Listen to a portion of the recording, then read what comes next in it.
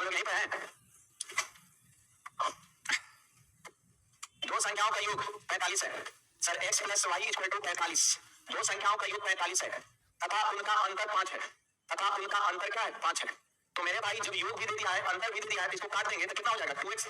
2x बराबर तो x का मान 25 और जब x का मान 25 और योग 45 तो y का 20। तो एलसीएम कितना? 100। एलसीएम चलिए 100 आंसर होगा 100। आगे बढ़े।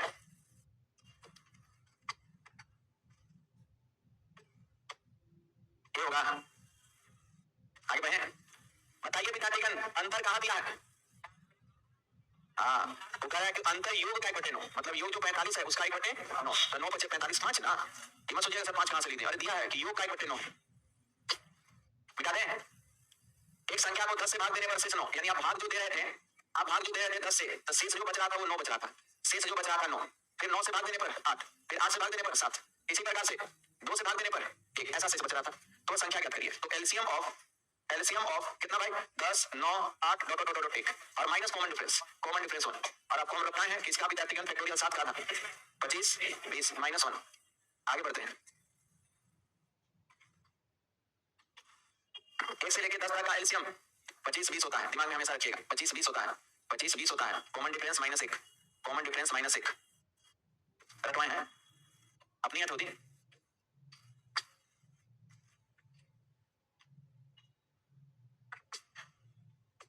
जब किसी संख्या को 6 7 8 से भाग दिया जाता है तो शेष उत्तरोत्तर भाग कैसा भाग? उत्तरोत्तर कैसा भाग? उत्तरोत्तर। तो जब विद्यार्थीगण हम उत्तरोत्तर भाग देंगे यानी ये सक्सेसिव का केस है। ये कैसा केस है? सक्सेसिव। तो सर 6 से 7 से और 8 से भाग देने पर शेष विद्यार्थीगण जो बच रहा था वो विद्यार्थीगण कितना? 3 5 और 4 ठीक है। यदि संख्या को उत्तरोत्तर 8 7 और 6 से भाग दें 8 7 और कितना 6 से भाग दें तो पीछे थोड़ा सा बेंच कर लीजिए आप लोग होता गया। ये विद्यार्थीगण कितना? तो बताइए विद्यार्थीगण इसको इसमें हम ऐड कर रहे होंगे, इसको इसमें गुणा कर रहे होंगे, इसको इसमें ऐड कर रहे होंगे, इसको इसमें गुणा कर रहे होंगे और इसको इसमें ऐड कर रहे होंगे।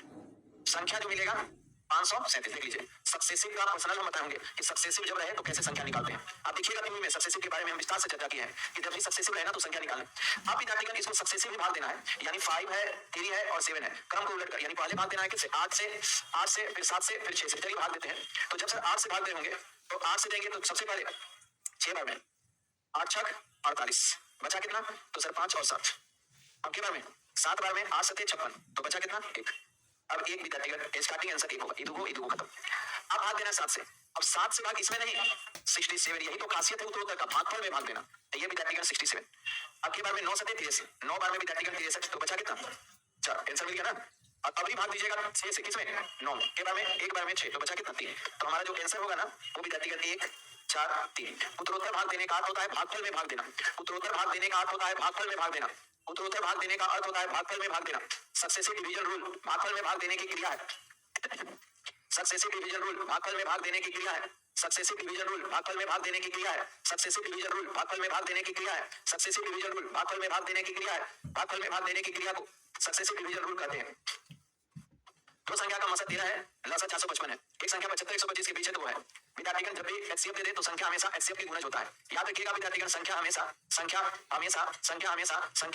एचसीएफ का गुणज होता है। ये विद्यार्थीगण गुणज ये आपका होता है। तो चलिए विद्यार्थीगण ये बात को हमेशा याद रखिएगा। तो एक संख्या हमारा हो गया 13 x और एक संख्या हमारा हो गया 13 y। अब चूंकि एलसीएम दिया है हम यदि दोनों का एलसीएम निकालेंगे कि सर हमारे अनुसार एलसीएम तो लगेगा 13 बार में तो हमारे अनुसार एलसीएम होगा 13 xy हमारे अनुसार एलसीएम होगा 13 xy और उसके अनुसार एलसीएम दे दिया 455 x और 2y 13 इसको काट देगा 35 बार में तो 35 विद्यार्थीगण। अब 35 हमको गुना में लाना है क्योंकि ये गुना में है तो एक और विद्यार्थीगण 35 और उसके बाद 5 और कितना 7। देखिए विद्यार्थीगण इसमें 2 सेट बनता है लेकिन कह रहा है कि आपको ऐसा एक संख्या निकालना है जो इस रेंज के अंदर आए। तो मेरे भाई इससे जब संख्या बनाएंगे तो एक 13 रहेगा और एक विद्यार्थीगण 125 को काट देगा यानी ये कंडीशन को फुलफिल नहीं कर पाया। इससे संख्या बनाएंगे तो एक 65 आएगा जो कि 75 से छोटा है और एक आएगा 13 91 जो बीच में है तो आंसर होगा 91। हम इससे संख्या बना रहे हैं तो एक होगा 13 गुणे कितना 5 और इससे बनाएंगे तो एक होगा 13 गुणे 7। तो मेरे भाई एक होगा 13 बचे 65 और एक होगा 13 91। तो इस रेंज में आया कौन? 91। इससे इसलिए नहीं बनाया क्योंकि इसका कोई भी विद्यार्थीगण नंबर इस रेंज को रिप्रेजेंट नहीं कर रहा है। रेंज दिया कि जो आप संख्या निकाल रहे हैं उसमें एक संख्या 75 से बड़ा 125 से छोटा है उसको आंसर करिए। तो उसका आंसर करने समय हमको 91 मिला ऐसा एक नंबर।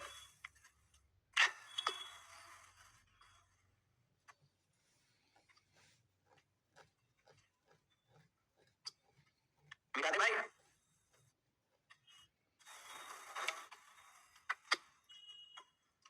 दो धनात्मक पूर्णांक का लघुत्तम समापवर्तक एलसीएम बड़ी संख्या का तुलना है। उनमें छोटी संख्या और दोनों पूर्णांकों के महत्तम समापवर्तक यानी जीसीडी का अंतर क्या है? तदनुसार संख्या। देखिए विद्यार्थीगण इस तरह का यदि रिलेशन पर लैंग्वेज बेस्ड क्वेश्चन हो लैंग्वेज बेस्ड क्वेश्चन हो तब जो जो बात कर रहा है उसको लिखिए, जो जो कहा है उसको पहले नोट डाउन करिए, लिखिए। जैसे जैसे विद्यार्थीगण बहुत शानदार क्वेश्चन है, ये फंसा सकता है, ध्यान दीजिएगा। कोई पूर्णांक है तो हम मान लेते हैं विद्यार्थीगण हमारा जो संख्या है, मान लेते हैं कि संख्या मेरा x और y है। दो संख्या है विद्यार्थीगण, इसको हम लोग बड़ी मान लेते हैं, इसको बड़ी और ये छोटी है। मान लीजिए बड़ी छोटी का चर्चा है तो x को बड़ी और y को छोटी। अब कह रहा है कि ठीक है हम जो संख्या माने x y, जिसमें बड़ी को हम x मान लिए, छोटी को y। अब कह रहा है कि एलसीएम बड़ी संख्या का दुगुना है, लिख देते हैं। तो सर यदि हम एलसीएम वाली बात करते हैं तो एलसीएम जो है बड़ी संख्या का दुगुना है, यानी कितना है 2x है। उनमें छोटी संख्या और दोनों पूर्णांकों का महत्तम समापत्ता का अंतर, तो विद्यार्थीगण छोटी संख्या यानी y और दोनों का जीसीडी का अंतर क्या है 4 है। ये क्या है एचसीएफ है कि सर छोटी संख्या y और दोनों पूर्णांकों का एचसीएफ, दोनों पूर्णांकों के एचसीएफ का अंतर कितना है 4। जो बोला लिख दिए कि छोटा संख्या और जीसीडी का अंतर, तो यहां से आपको जीसीडी मिल गया, जीसीडी का मान मिल गया, सर 4 इधर कर देंगे तो y माइनस कितना 4। ऐसी परिस्थिति बनेगी। अब आप सभी विद्यार्थी जान रहे होंगे कि सर पहली संख्या गुणे होता है दूसरी संख्या बराबर होता है एलसीएम और गुणे विद्यार्थीगण जीसीडी, एचसीएफ ही जीसीडी है, एचसीएफ ही जीसीडी है। अब चलिए मेरे भाई लोग, पहली संख्या x, दूसरी संख्या y, LCM 2x, GCD y minus 4। मुझे y से x कट गया तो इधर बचा y बराबर में गुना कर देंगे तो 2y माइनस 8, तो y का मान आंसर छोटी संख्या क्या है y, आंसर होगा 8। छोटी संख्या y है, उसका मान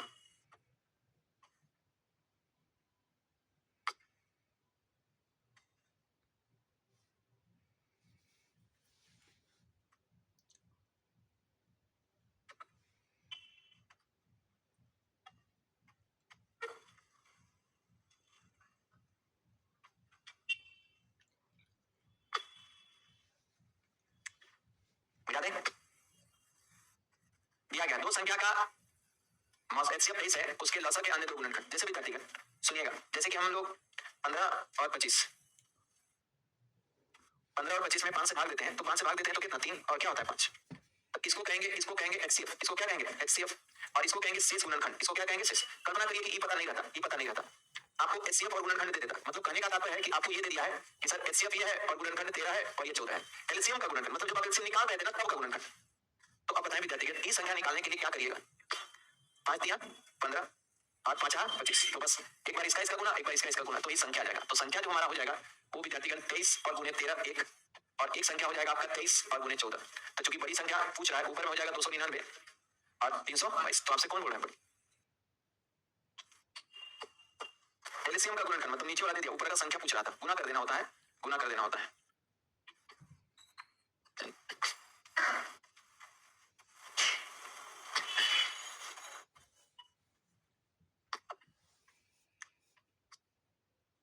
दो संख्या जिनका गुणनफल 23 और विद्यार्थीगण कितना 52 है, का महत्तम समापवर्तक 14 है।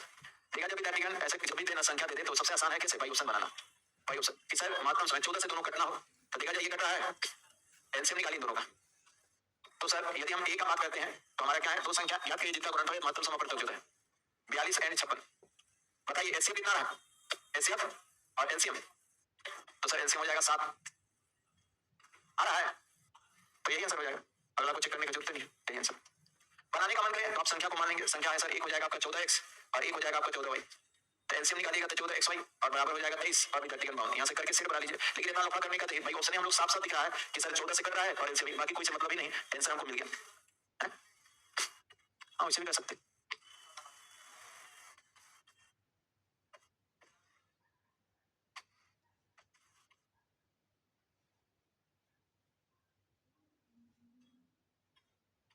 हो गया,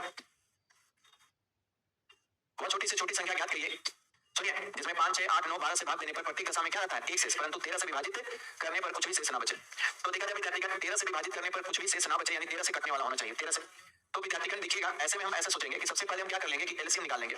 एलसीएम ऑफ कितना भाई मेरे, तो सर 5 6 8 9 और 12, और प्रत्येक दशा में शेष एक बचना के पहले दे देते हैं क्योंकि कंडीशन है, कंडीशन जब भी है ना तो के दे देते हैं, और प्लस कितना होगा, तो इनका एलसीएम हो जाएगा 360 प्लस के प्लस कितना हो जाएगा 1। अब विद्यार्थीगण के का मान ऐसा रख दें ताकि हम ऑप्शन के पास पहुंच जाए, तो ऑप्शन के पास पहुंचने पर के का मान विद्यार्थीगण ये आपका 3600 और एक जोड़ देंगे तो 3601, ये विद्यार्थीगण 13 से कटेगा। तो बस विद्यार्थीगण हमको पता चल गया कि आंसर होगा 3601, 13 से ही कटेगा।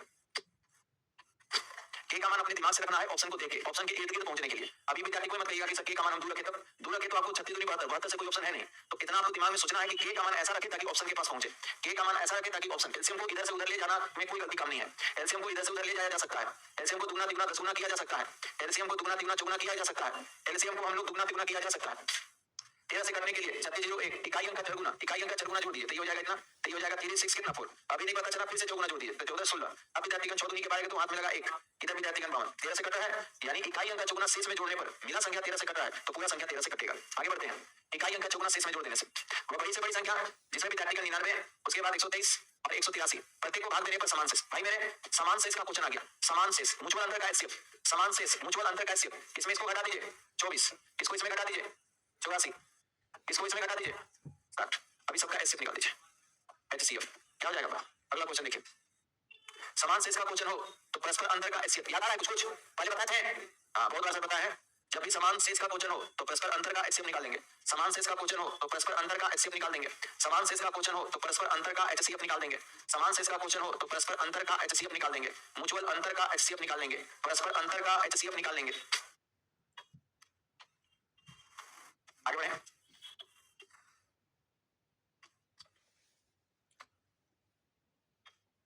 तीन खेत हैं जिनके क्षेत्रफल 165 195 और 285 वर्ग मीटर है, बराबर बराबर नाप के फूल की तैयारी खराब करनी है। मतलब फूल का छोटा छोटा तैयारी क्या करना है, यदि प्रत्येक क्यारी की चौड़ाई 3 मीटर हो तो उसकी अधिकतम लंबाई क्या होगी। तो मेरे भाई लोग क्या करना है, हमको विद्यार्थीगण 165 का एक बड़ा सा खेत था, 195 का दूसरा खेत था और 285 का एक और खेत था। आप सभी देखिएगा गांव घर में यदि कोई फसल लगाता है ना, यानी बड़ा सा खेत है तो विद्यार्थीगण जब फसल लगाते हैं ना तो वैसा ऐसा क्यारी तैयार करते हैं छोटा छोटा मट्टी से घेर के। अब इसमें 4 को फसल लगा दी, गोभी 4 को, फिर एक छोटा सा तैयारी, फिर 4 को 5 को लगा दिया। ऐसा क्यारी इसलिए तैयार करना होगा क्योंकि सिंचाई करते समय आसान होता है। अब मान लेते हैं क्यारी नहीं बनाते, पूरा खेत में सिंचाई करते तो किसको पटाते, कहाँ पानी जाता, छोटा छोटा क्यारी होता है तो पटाने में सिंचाई करने में आसानी होती है। तो बताइए विद्यार्थीगण ये छोटा छोटा क्यारी का क्षेत्रफल इनका एचसीएफ हो जाएगा क्योंकि अधिकतम पूछा है, तो एचसीएफ विद्यार्थीगण 15 होगा। एचसीएफ कितना होगा मेरे भाई 15, 15 विद्यार्थीगण इसको भी काटना है, इसको भी काटना है, इसको, यानी प्रत्येक खेत का क्षेत्रफल 15 होगा, प्रत्येक खेत का क्षेत्रफल 15। अब इस खेत के क्षेत्रफल 15 में कहा है कि क्यारी की चौड़ाई यदि 3 है, यानी चौड़ाई दे दिया 3, तो बताइए विद्यार्थीगण लंबाई क्या हो जाएगा। तो लंबाई विद्यार्थीगण 5 होगा, आंसर होगा 5। ये आपका दिया गया है तो लंबाई हमसे पूछ रहा है तो आंसर होगा लंबाई क्यारी का 5 होगा। पहले क्यारी का क्षेत्रफल निकालिए, सबका एचसीएफ क्यारी का क्षेत्रफल, कहा कि मैक्सिमम आकार का क्यारी तैयार करना है, बड़ा से बड़ा, तो बड़ा से बड़ा क्यारी तैयार करना मतलब सबको काटना, तो वह बड़ी से बड़ी संख्या जो सबको काटता है एचसीएफ, वह बड़ी से बड़ी संख्या जो सबको काटता है एचसीएफ। तो एचसीएफ है 15, एक क्यारी का क्षेत्रफल। अब इस क्यारी का चौड़ाई 3 है तो लंबाई कितना, 5 में ना, आयत का क्षेत्रफल लंबाई गुणे चौड़ाई होता है 15 आ जाएगा। चलिए आगे बढ़ते हैं, प्रत्येक क्यारी का क्षेत्रफल 15 होगा। अब उसका चौड़ाई यदि 3 है तो लंबाई 5 हो जाएगा। देखा जाए विद्यार्थीगण एक रेजिमेंट में कम से कम सिपाहियों की संख्या ज्ञात करिए जो खोखले बीच में रिक्त वर्ग के खड़े किए जा सकते हैं। प्रत्येक भुजा गहराई के भीतर की ओर 8 10 12 15 है, वह ठोस वर्ग के रूप में खड़े किए जा सकते हैं। देखेंगे विद्यार्थीगण जैसे कि वर्गाकार शेप में तभी खड़ा किया जा सकता है जब पूर्ण वर्ग संख्या हो, जैसे कि 4 है तो एक वर्ग का शेप है, जैसे विद्यार्थीगण 9 है तो 9 है तो विद्यार्थीगण पूर्ण वर्ग का शेप है। देखिएगा 3 3 3 9, यानी विद्यार्थीगण आपको यदि इसको वर्ग में है तो पूर्ण वर्ग संख्या चाहिए। कैसा संख्या चाहिए, पूर्ण वर्ग को वर्ग का आकृति बनाया जा सकता है, पूर्ण वर्ग को ही वर्गाकार आकृति बना सकता है। हम आपको 10 देके बोलेंगे कि वर्गाकार से बनाइए तो संभव नहीं है, हम आपको 15 देके बोले तो नहीं, हाँ 16 दे तो आप बना सकते हैं। तो हम क्या करेंगे, सबका एलसीएम निकाल देंगे, 8 10 12 और 15। बताइए एलसीएम कितना, तो एलसीएम विद्यार्थी इनका निकालेंगे तो एलसीएम हो जाएगा 8 8 10 12 और 15। बताइए एलसीएम कितना, तो एलसीएम विद्यार्थी 120 और पूर्ण वर्ग बनाना है तो 120, तो 12 बढ़िया 44 से और 2 0, तो आंसर होगा विद्यार्थी के लिए। पहले इसको उतार लीजिए 1 मिनट ना।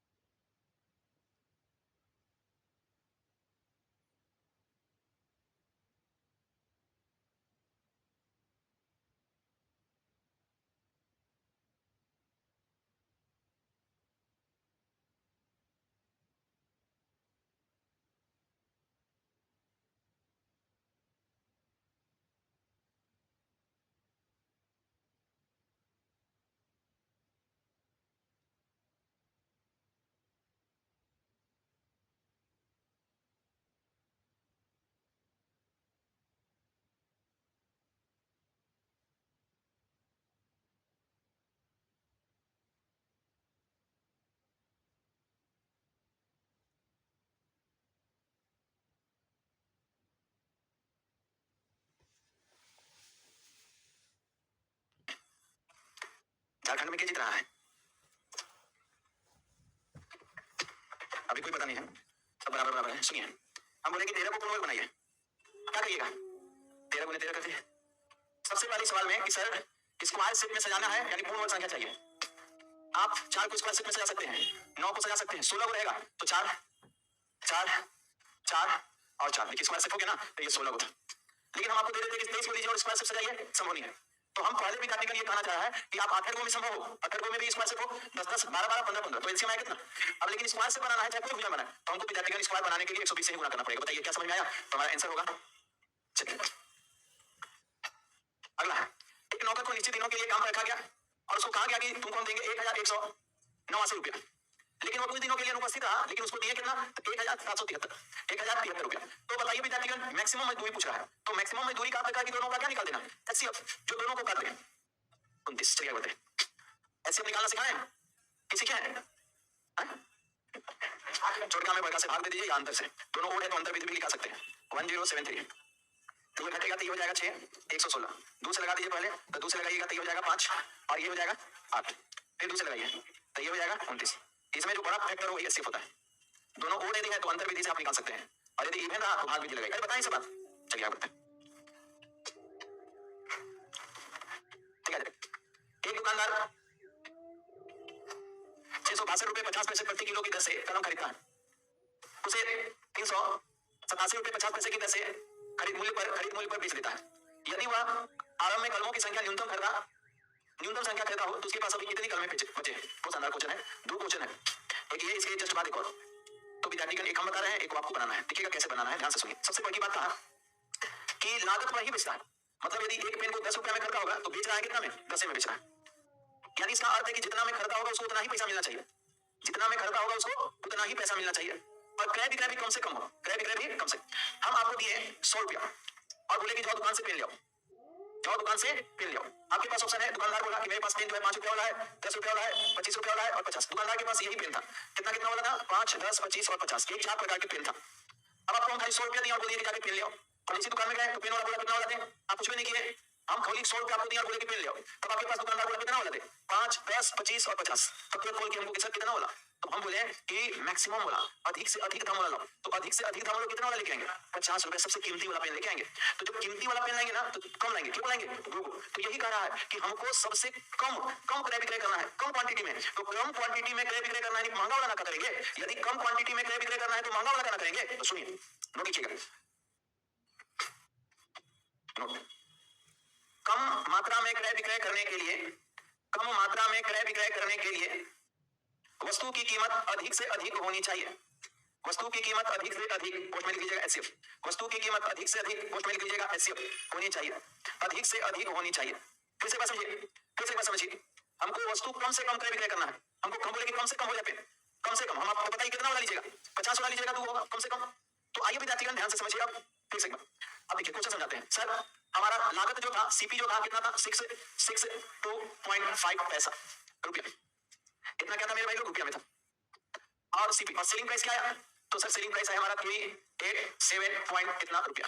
सबसे पहले डेसिमल को हटाकर इस सारे को हम पैसा में बदल देते हैं, तो 66250 अब ये पैसा हो गया। इसको भी हटा के पैसा में बदल देते हैं, तो 38750, ये विद्यार्थी का पैसा। यहाँ तक बातें समझ में आई? अब ये दोनों कन्वर्ट हो गया विद्यार्थी का पैसा में। हमको सबसे कॉस्टली क्रय विक्रय करना है, हमको विद्यार्थी का सबसे कॉस्टली क्रय विक्रय करना है, तो जल्दी से कोई विद्यार्थी इसका एसएफ निकालिएगा दोनों का। दशमलव खत्म हो गया, अब आप बोलिएगा सर 1250, दशमलव हटा दिए तो 1250। अब देखिए विद्यार्थीगण, हमारा लागत इतना था और इतना हमको मिल गया, जितना हम खरीदे टोकरे में बेच रहे थे। देखिए ना, खरीद मूल्य पर ही बेचता है, तो मेरे भाई कितना भी नहीं मिला है। तो विद्यार्थीगण बचे विद्यार्थीगण बचा पेन, तो बताइए घटा देते हैं। तो दोनों को जब घटा देंगे, ये विद्यार्थीगण 66250 माइनस विद्यार्थीगण 38750 और होल बटा में विद्यार्थीगण 1250, ये बचे पेनों की संख्या। तो जब घटाएंगे तो सर 0 का 0 0 का 0 12 से 5 गया, 7 7 5 12, यहाँ पर विद्यार्थीगण 15 15 में से 8 गया 7, और यहाँ पर विद्यार्थीगण हो गया आपका 2 और भागा 1250। 0 से 0 खत्म, कितना 22, यानी 22 विद्यार्थीगण बचा होगा। जो पैसा नहीं मिला वो बचा होगा। तो कुछ नहीं, एचसीएफ निकाल के दोनों मूल्य का घटा के भाग दे देना होता है। अब बताइए 1250 कहां से आया बताएं? ये आ जाएगा आप लोगों को। एचसीएफ है, भाग विधि लगा दीजिए, एचसीएफ है, भाग विधि लगा दीजिए, एचसीएफ है, भाग विधि लगा दीजिए, एचसीएफ है, भाग विधि लगा देंगे, एचसीएफ है, भाग विधि लगा देंगे, एचसीएफ है, भाग विधि लगा देंगे, एचसीएफ है, भाग विधि लगा देंगे, एचसीएफ है, भाग विधि लगा देंगे,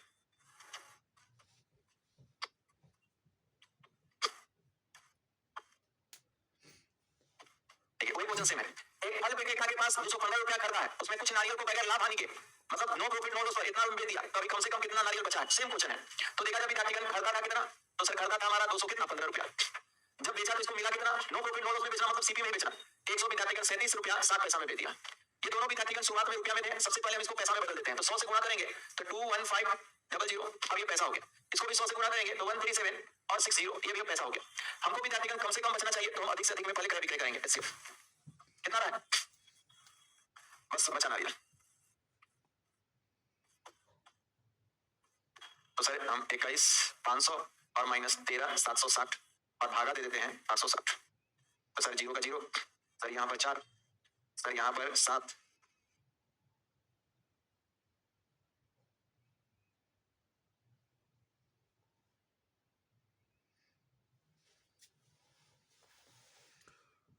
अच्छा ठीक है, नो सेम क्वेश्चन है, इससे निकाल दीजिए, अंतर से भागा दे दीजिए।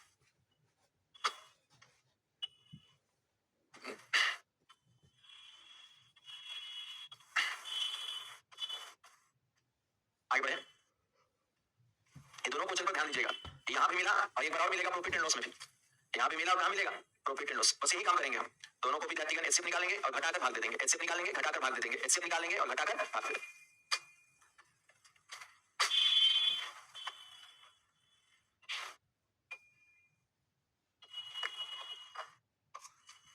दो दांतेदार पहिया आपस में सटकर चल रहा है, बहुत अच्छा क्वेश्चन है, सुनिएगा समझिएगा, आराम से समझिए। दो दांतेदार पहिया आपस में सटकर चल रही, एक पहिया के 32 दांत है और दूसरे के 36 दांत है। यदि बड़ा पहिया 64 चक्कर प्रति सेकंड लगाता है, तो 10 घंटे में तो विशेष दांत कितनी बार एक दूसरे के संपर्क में आएगी। देखा जब विद्यार्थीगण, आप जानते होंगे दांतेदार घड़ी वगैरह आप तोड़ते होंगे, घड़ी वगैरह तोड़ते होंगे, तो इस तरह से विद्यार्थीगण एक कटीला दांत होता है, इसी को कहते हैं दांतेदार पहिया। ये विद्यार्थीगण, ये हम ले लेते हैं छोटा है और ये विद्यार्थीगण बड़ा है, इसके कितने दांत हैं, 32 दांत हैं और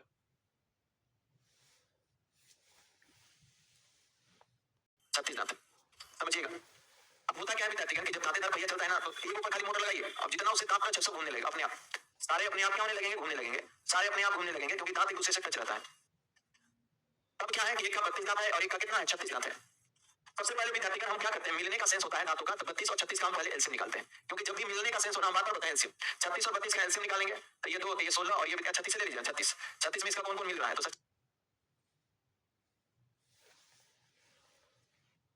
4 बिटवे 9 फिर 8, यानी 36 और 288, यानी विद्यार्थीगण 288 हमारा एलसीएम आया, ठीक है ना, 288 हमारा एलसीएम। अब विद्यार्थीगण यदि हम इसमें भाग करें, अब विद्यार्थीगण यदि हम इसमें कह रहा है, इसमें दोनों में से कह रहा है क्या कि बड़ा पहिया के 64, दूसरे में कह रहा है कि यदि बड़ा पहिया के 64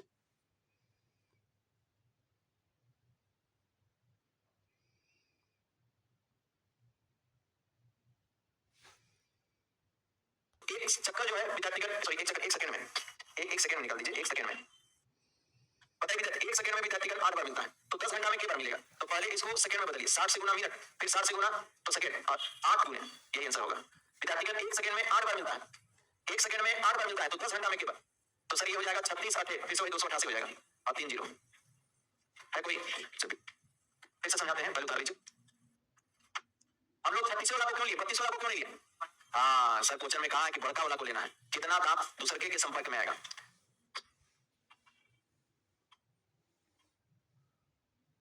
मिलने का सेंस हो तो पहले एलसीएम निकालिए, फिर हम 8 से भागा देकर ये चेक कर लिए कि एक सेकंड में कितनी बार मिलता है, क्योंकि 64 चक्कर लगा रहा है एक सेकंड में, 64 चक्कर लगा रहा है एक सेकंड में, तो एक सेकंड में क्या होता, तो 8 गो, तो 10 घंटा में क्या हो, इसलिए हम लोग 10 घंटा को पहले सेकंड में बदले और गुना कर लिए, 10 घंटा को पहले सेकंड में बदले और गुना कर दिए।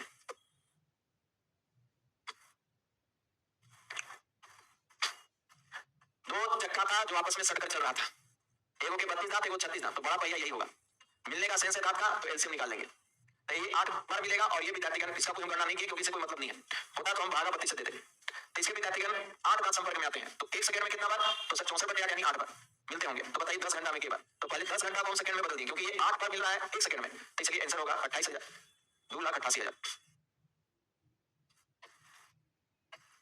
दिया गया चाय के थोक विक्रेता के पास 3 प्रकार के चाय हैं जिसका वजन अलग अलग 408, 468, 516 है।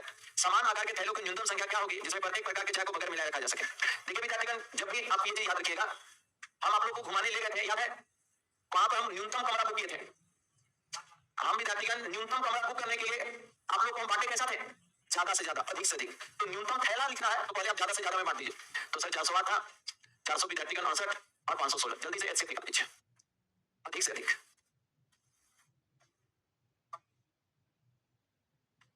छोटा लेके भाग दीजिए ना, कितना 12, यानी विद्यार्थीगण हम निकाल लिए एचसीएफ। अब विद्यार्थीगण हमको आ रहा है कि थैलों की न्यूनतम संख्या, जैसे कमरों की न्यूनतम संख्या ना, वैसे थैलों की या थैलों की न्यूनतम संख्या, मतलब हम इसको मैक्सिमम 12 मार सकते हैं क्योंकि 12 सबको काट देता है। तो एक हो जाएगा विद्यार्थीगण 408/12, एक होगा विद्यार्थीगण 468/12 और एक हो जाएगा 512 516/12। 12 से विद्यार्थीगण कर गया, 12 का 12 24 12 36 बच्चों 48, 12 36 और 12 9, ठीक है, और 43। चलिए जोड़ देते हैं, कितना गया 116, बस यही न्यूनतम थैला होगा।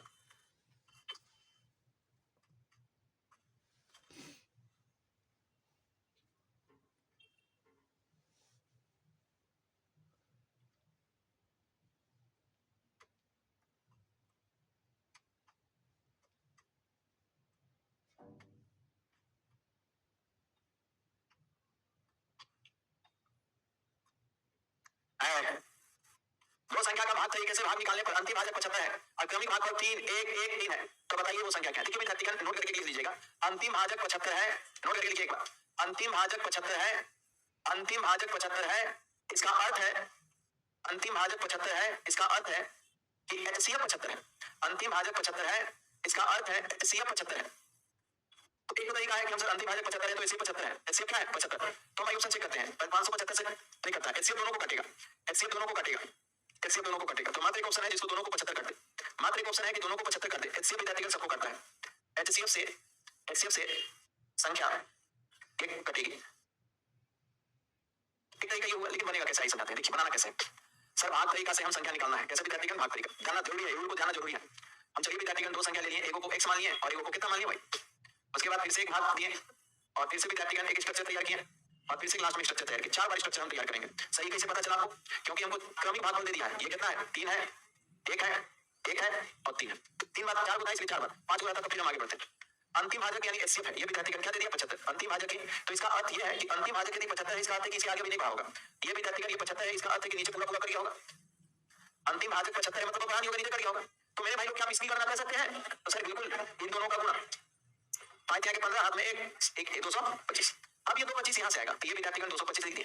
तो क्या इसकी गणना कर सकते हैं, भाज बराबर भाजक गुने भागफल जोड़ शेष, भाज बराबर भाजक गुने भागफल जोड़ शेष, तो 225 और 75 300। अब ये 300 यहाँ का होगा, तो फिर सब इसका गणना, भाज बराबर भाजक गुने भागफल जोड़ शेष, तो सर गुना करेंगे इसको तो 500 और ये 525, ये x का मान है तो 525, ठीक है।